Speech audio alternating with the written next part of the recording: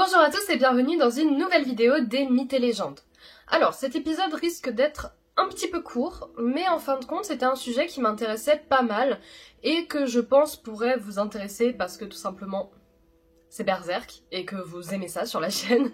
Mais c'était un truc dont j'ai eu l'idée, je me suis dit que ce serait finalement intéressant d'approfondir ce sujet un petit peu parce que c'est quand même sur ça que se conclut le manga et du coup dans cette vidéo nous allons parler du Moonlight Child, l'enfant de lune. Ça va un peu varier au niveau des appellations durant la vidéo, mais c'est de ça dont nous allons parler aujourd'hui.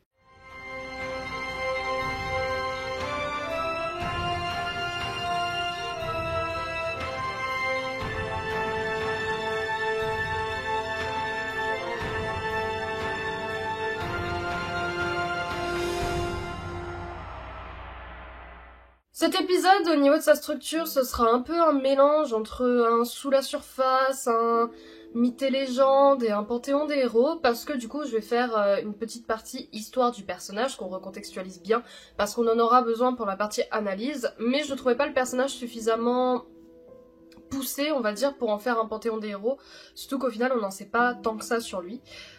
Du coup il va y avoir une première partie analyse, histoire, pardon, histoire du personnage, et une deuxième partie analyse avec les théories que j'ai pu trouver, mais également les théories que vous avez, parce que vous allez voir, je vous ai demandé sur Twitter des petites informations. Bref, c'est comme ça que va se constituer l'épisode.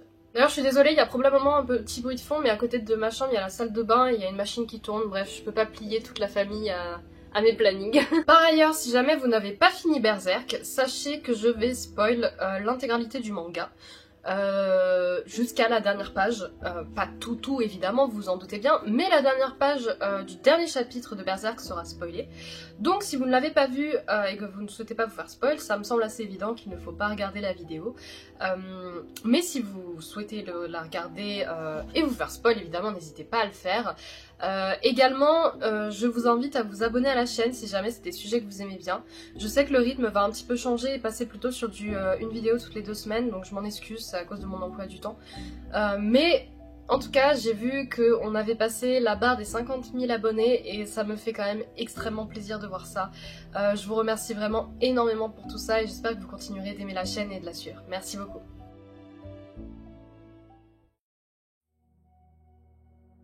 Du coup, je vais commencer par une biographie assez rapide du Moonlight Child, et ça commence du coup pour sa première rencontre durant l'arc du Faucon Millénaire, alors que Casca se libère du coup de Farnèse qui s'occupait d'elle et s'échappe en quelque sorte. Je suis désolée, à nouveau, tic de langage, je dis énormément du coup, ignorez, c'est pas grave.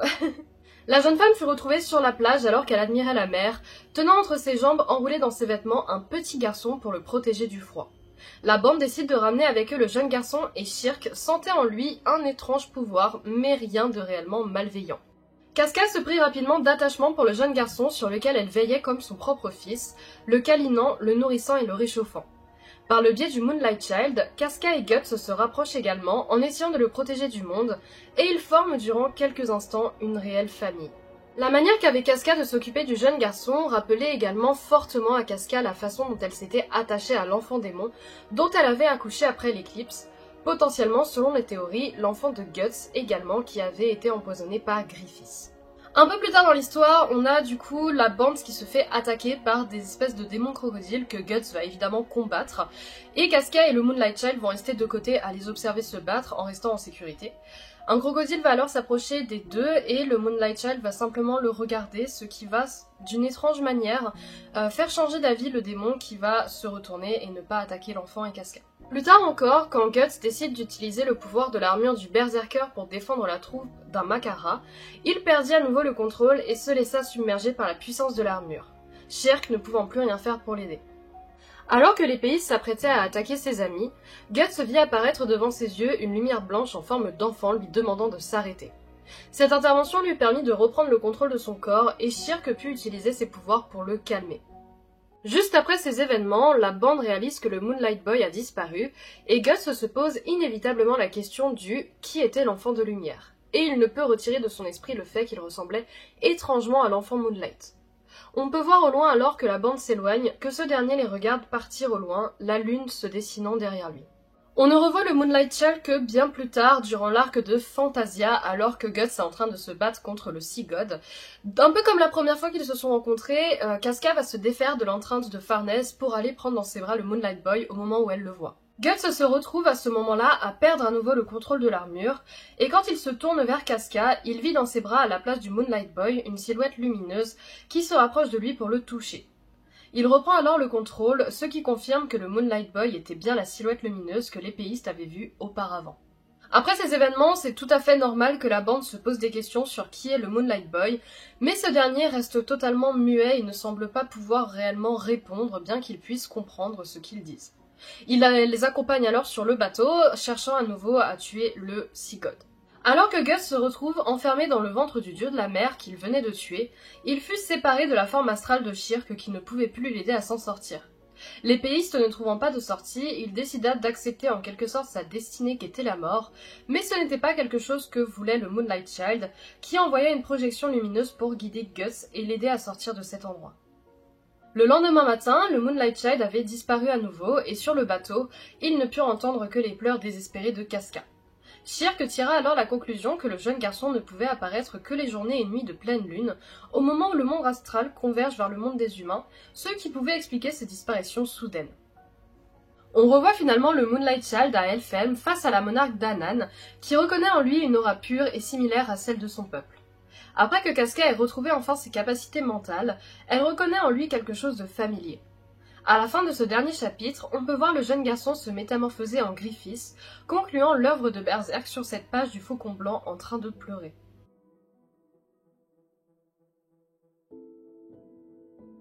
On va à présent passer à la partie théorie et je vais surtout me servir du coup de vos réponses à ma question que je vous ai posée sur Twitter et Discord, à savoir ce que vous pensiez du coup du lien entre Griffiths et du Moonlight Child. Tout simplement parce que quand j'ai cherché des théories sur internet, c'était des théories qui dataient un peu et qui se faisaient contredire par le dernier chapitre avec l'apparition de Griffiths, donc je me suis beaucoup servi de vos réponses sur Twitter et Discord. Je vous mets évidemment le nom des Discord, de Twitter, etc. si ça vous intéresse, et tout est dans la description. Par ailleurs, c'est évidemment fortement recommandé auprès de vous de débattre en commentaire de ces théories, car il y a plusieurs horizons qui vont être un peu touchés, tout en le faisant évidemment dans le respect et en ne vous insultant pas, parce que ce sera évidemment supprimé. On a du coup dans un premier temps Neogicia Boy qui nous dit « Bah, si j'ai bonne mémoire, à cause du viol de Casca par Femto, l'enfant qu'elle portait et qui était de Guts est né prématuré et également corrompu par la semence de Femto. Je pense donc qu'au sein de cet enfant se battent de manière cyclique les ADN de Femto et Guts depuis que ce dernier a servi de réceptacle via l'œuf parfait pour la réincarnation de Griffiths. Tout ça semble lié à une magie très puissante. Pour ça aussi qu'on a la révélation liée à l'enfant dans le dernier chapitre que Miura a dessiné. Étant dans un lieu hautement lié à la magie, ça a dû accélérer cette dualité entre Griffiths et l'enfant. Pour ça qu'avant qu'on découvre que l'enfant est Griffiths, on peut voir que l'enfant reste avec Gust et Casca, plutôt que de disparaître sans explication pendant un bon moment. Ça peut aussi être volontairement fait par Griffiths, non seulement pour infiltrer le pays des fées, mais aussi pour continuer à se venger de Guts et le faire souffrir. Pour ma part, c'est un truc que je trouve assez intéressant parce que j'y avais pas forcément pensé à cette espèce de dualité avec l'ADN, etc. de l'enfant du coup qui était issu de l'avortement de Casca. Mais il y a un truc pour lequel je suis pas vraiment d'accord et c'est le fait que Griffiths chercherait encore à se venger de Guts. Et je vais évidemment vous expliquer ça par rapport au scan qu'on a eu et comment se comporte le Moonchild depuis le début. Ça commence tout d'abord par le fait que le Moonlight Child, en réalité, a toujours aidé les protagonistes, que ce soit Guts ou Casca. Casca notamment parce que depuis qu'elle l'a trouvé sur la plage, elle se trouve relativement beaucoup plus apaisée en son contact. Elle se comporte comme si c'était son enfant et elle a l'air vraiment beaucoup plus calme par rapport au chapitre d'avant. Mais aussi parce qu'il a servi de lien entre Casca et Guts pour les rapprocher l'un de l'autre, et c'est vraiment pas négligeable. Au-delà de Casca, même Guts semble s'apaiser en sa présence et lui porter énormément d'affection. Le fait que le Moonlight Child l'ait même aidé à 2 reprises pour reprendre le contrôle sur l'armure du Berserker est aussi un marqueur important et j'ai du mal à me dire que Griffiths essaierait d'atteindre Casca et l'épéiste par le biais de l'enfant. surtout que Shirk et Danan confirment toutes les deux que rien de maléfique et de mauvais ne sort de cet enfant. Et surtout, il y a cette dernière page du manga, enfin ces dernières pages qui sont pour moi très importantes à prendre en compte. Quand Griffiths fait son apparition devant Casca et Guts en se transformant à partir du Moonlight Child, la réaction de Guts, je la trouve extrêmement intéressante parce que dans son regard, moi ce que j'y vois c'est de la surprise et de la tristesse, et pas de la colère, contrairement à ce qu'il y a pu avoir dans les autres chapitres où quand il voyait Griffiths, son premier réflexe était de se jeter sur lui pour le tuer. Là c'est pas du tout ce que je ressentais qui était son envie en tout cas, et même la réaction de Griffiths est vachement intéressante parce qu'il se retourne vers eux en pleurant et sans la moindre amertume, sans la moindre colère ou sans le moindre détachement qu'il a depuis qu'il est devenu Femto, car on l'a très peu vu exprimer des émotions depuis qu'il est Femto. Donc je trouve ça assez important de prendre ça en compte et c'est quelque chose qui me fait dire qu'il n'était pas venu pour se venger d'eux, mais pour d'autres raisons qu'on va évoquer un petit peu plus tard.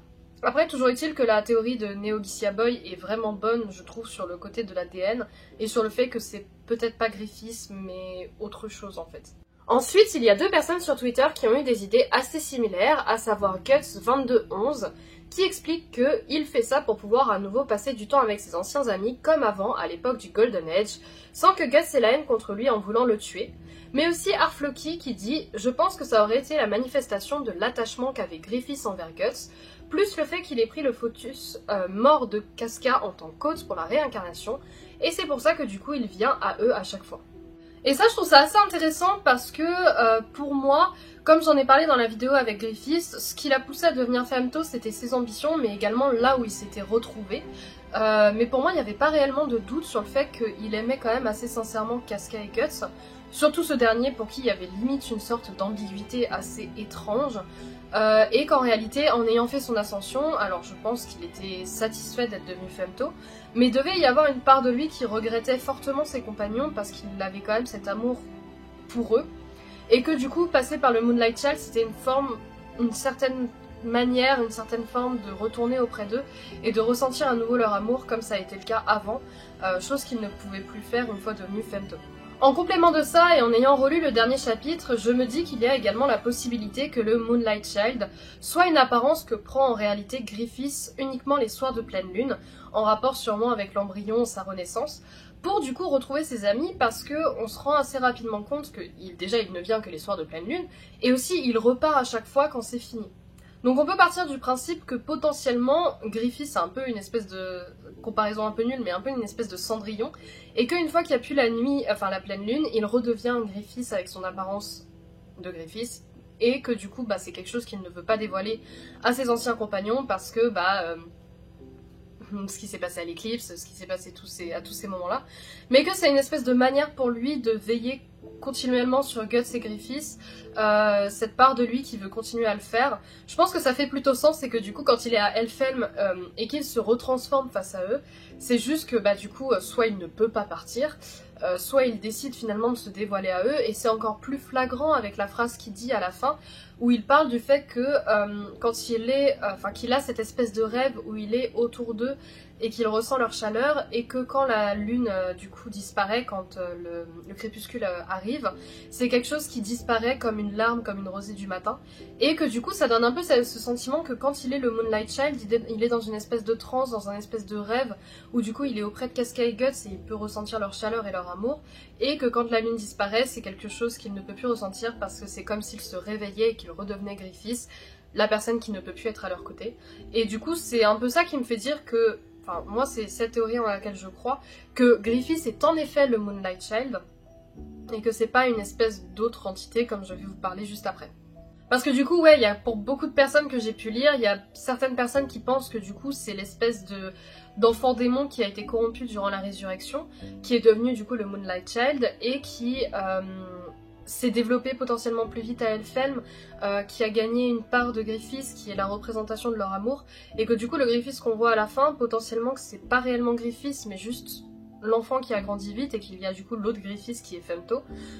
Pour ma part, c'est une théorie que j'apprécie un peu moins parce que je trouverais que la dernière page fait moins sens. par rapport à ce que dit Griffiths. Et j'aime bien l'idée que ça soit Griffiths parce que ça le rend un peu plus nuancé, ça montre qu'il a du regret par rapport à son acte, c'est pas juste le grand méchant qui a fait ça par envie de pouvoir, etc. Donc je trouve que cette idée est vachement intéressante. Après, je vous invite évidemment à débattre en commentaire sur quelle est l'idée et la théorie qui vous le plaît le plus. Moi, j'ai fait mon choix, je vous laisse faire le vôtre.